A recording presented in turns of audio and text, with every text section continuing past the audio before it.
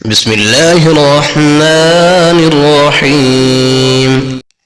حضرت خالد بن ولید رضی اللہ تعالیٰ عنہ کی قوت ایمانی کا ناقابل فراموش واقعہ جس کو تاریخ ابن عساکر میں بیان کیا گیا ہے۔ حضرت خالد بن ولید رضی اللہ تعالیٰ عنہ نے عیسائیوں کے ایک قلعہ کا محاصرہ کیا تو ان کا سب سے بوڑھا پادری آپ کے پاس آیا۔ اس کے ہاتھ میں انتہائی تیز زہر کی ایک پڑیا تھی۔ اس نے حضرت خالد بن ولید رضی اللہ عنہ سے عرض کیا کہ آپ ہمارے قلعہ کا محاصرہ اٹھا لیں، اگر تم نے دوسرے قلعے فتح کر لیے تو اس قلعہ کا قبضہ ہم بغیر لڑائی کے تم کو دے دیں گے۔ حضرت خالد رضی اللہ عنہ نے فرمایا، نہیں، ہم پہلے اس قلعہ کو فتح کریں گے، بعد میں کسی دوسرے قلعے کا رخ کریں گے۔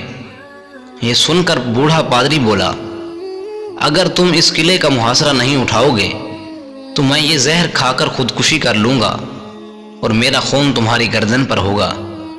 حضرت خالد رضی اللہ تعالیٰ عنہ فرمانے لگے، یہ ناممکن ہے کہ تیری موت نہ آئی ہو اور تو مر جائے۔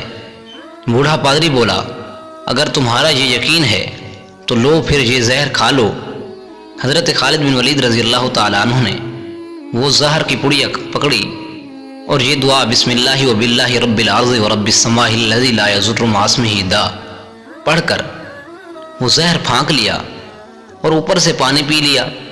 بوڑھے پادری کو مکمل یقین تھا کہ یہ چند لمحوں میں موت کی وادی میں پہنچ جائیں گے، مگر وہ یہ دیکھ کر حیران رہ گیا۔ چند منٹ آپ کے بدن پر پسینہ آیا، اس کے علاوہ کچھ بھی نہ ہوا۔ حضرت خالد بن ولید رضی اللہ عنہ نے پادری سے مخاطب ہو کر فرمایا، دیکھا، اگر موت نہ آئی ہو تو زہر کچھ نہیں بگاڑتا۔ پادری کوئی جواب دیے بغیر اٹھ کر بھاگ گیا اور قلعہ میں جا کر کہنے لگا، اے لوگوں، میں ایسی قوم سے مل کر آیا ہوں کہ خدا تعالیٰ کی قسم اسے مرنا تو آتا ہی نہیں، وہ صرف مارنا ہی جانتے ہیں۔